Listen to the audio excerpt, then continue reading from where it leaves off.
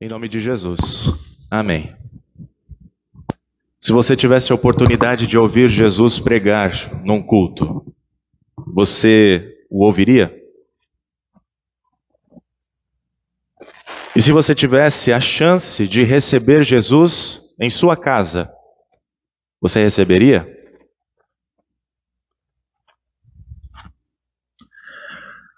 Nós sabemos que a forma como Jesus falava era com autoridade, poder e sabedoria.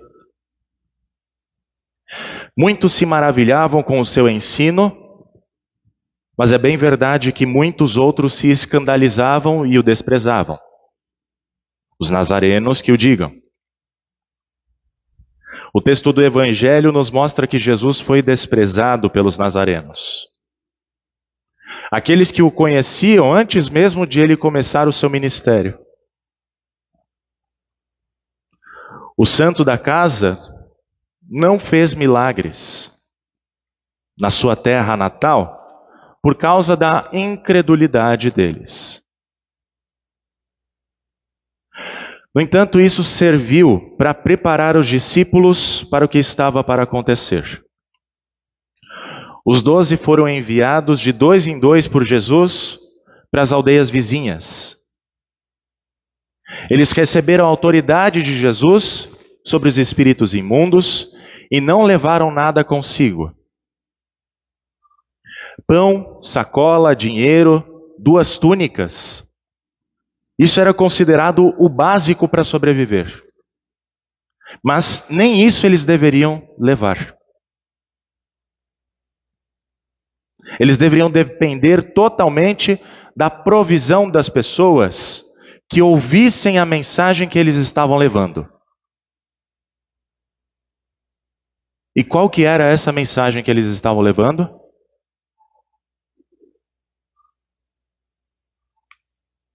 A pregação de arrependimento. E eu pergunto para vocês, em que consiste a pregação de arrependimento? Em palavras doces, que elevam o ego da pessoa e deixam a sua autoestima lá em cima?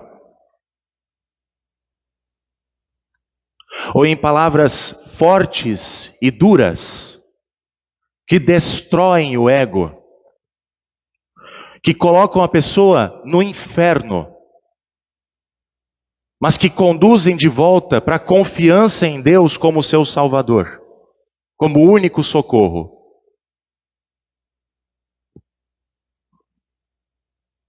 Essa é a mensagem de Jesus. Arrependam-se dos seus pecados e creiam em mim como o Salvador de vocês. Mas essa mensagem parece que não faz tanto sucesso na humanidade. E não é de hoje. Jesus ordenou aos seus discípulos que ficassem na casa da pessoa que os ouvisse. Mas se em algum lugar não quisessem recebê-los nem ouvi-los, deveriam fazer o quê? Sacudir o pó dos pés. Ou seja, continuar a caminhada. Sabendo que fizeram o que tinha que ser feito. E agora a responsabilidade não era mais deles. Em outras palavras, se ouviram a mensagem de arrependimento e não quiseram se arrepender, o problema não era dos discípulos. De igual modo, se os nazarenos não quiseram ouvir Jesus, o problema não era de Jesus.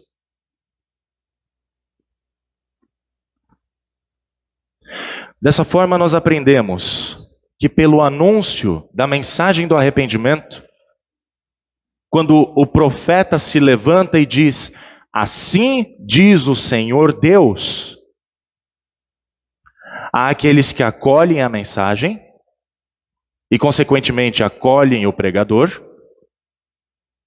mas há aqueles que rejeitam a mensagem rejeitam o pregador por serem rebeldes. Rebeldes contra Deus. E terem as suas mentes e corações endurecidos. Isso está registrado no livro do profeta Ezequiel, capítulo 2.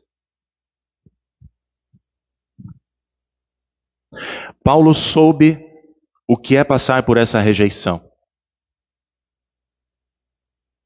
Ele não estava entre os 12 que foram treinados e enviados por Jesus para os sofrimentos que viriam pelo fato de serem pregadores do arrependimento. Mas ele pôde sentir na pele, assim como os outros discípulos, o que era ser insultado, ser privado de luxos, ser perseguido e ter angústias por amor a Cristo.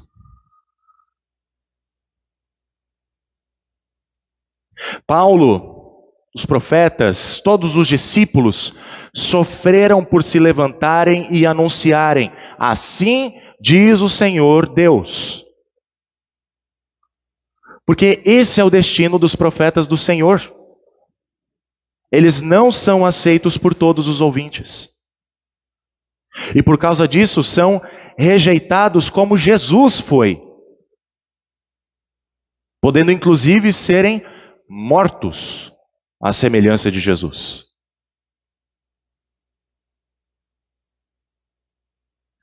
Sabendo que a mensagem do arrependimento pode trazer problemas para a nossa vida, como insultos, privações, perseguições e angústias, por que continuar pregando arrependimento?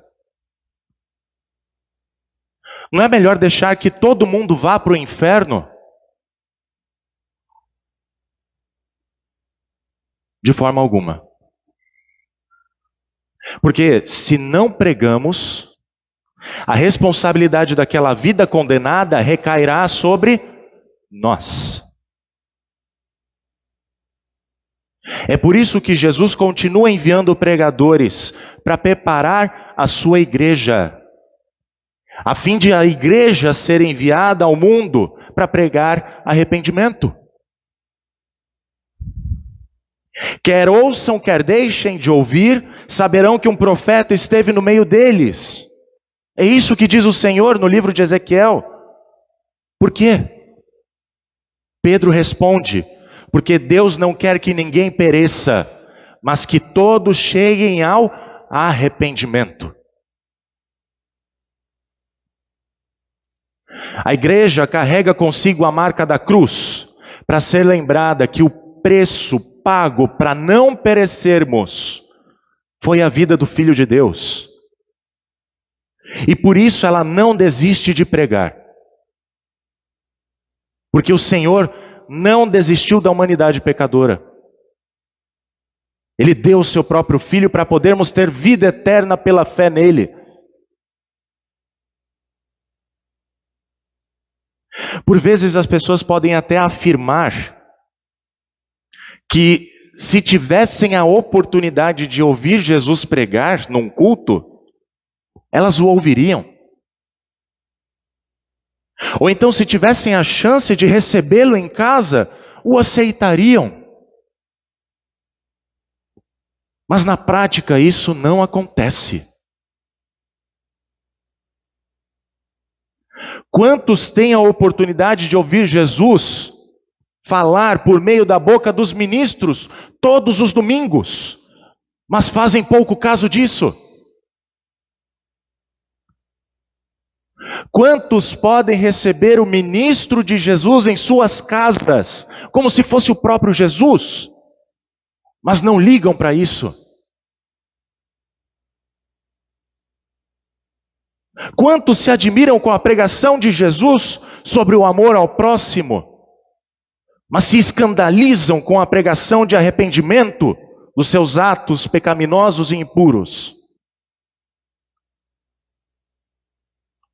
E são ensinados por uma sociedade que é pervertida e corrupta a continuar fazendo esses atos. E quando o ministro de Jesus chega até elas com a mensagem de arrependimento, e elas ficam magoadas, porque acreditam que são palavras duras demais para elas, e fecham os ouvidos para o ministro.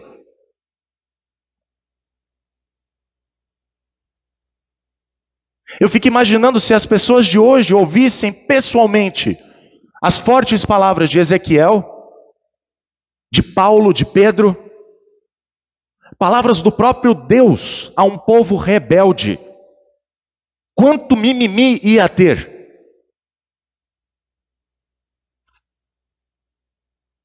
Mesmo assim, nós não podemos deixar de falar, porque é o Senhor quem ordena que seja dito. Se quiserem ouvir, ótimo. Estarão em comunhão com Deus. Receberão o seu perdão.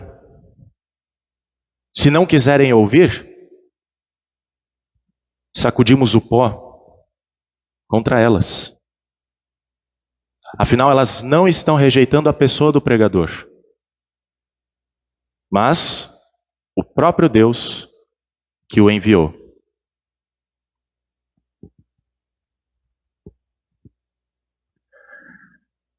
Mesmo com todo esse possível desgaste, há uma coisa que nos mantém firmes durante a caminhada de anúncio de arrependimento: a graça de Deus, que não nos deixa desanimar. A minha graça é o que basta para você, porque o poder se aperfeiçoa na fraqueza. Foi isso que Deus disse ao apóstolo Paulo. Cada um de nós terá a sua própria fraqueza, o que vai dificultar a caminhada e o anúncio da mensagem de Jesus. Paulo tinha o espinho na carne, e muitos outros espinhos vão querer atrapalhar a nossa vida missionária. Mas Paulo se orgulha na cruz de Cristo. Ele se orgulha nas suas fraquezas. E continua fazendo tudo por amor a Cristo. Assim também nós podemos fazer tudo por amor a Cristo. Porque a sua graça não nos abandona. Ela é nossa pela fé. É obra do Espírito Santo realizada no batismo, distribuída na Santa Ceia. Nós somos agraciados com a marca da cruz. E por isso nós podemos anunciar e viver em arrependimento. Porque isso é dom de Deus para aqueles que ouvem o ensino de Jesus, o seu Filho.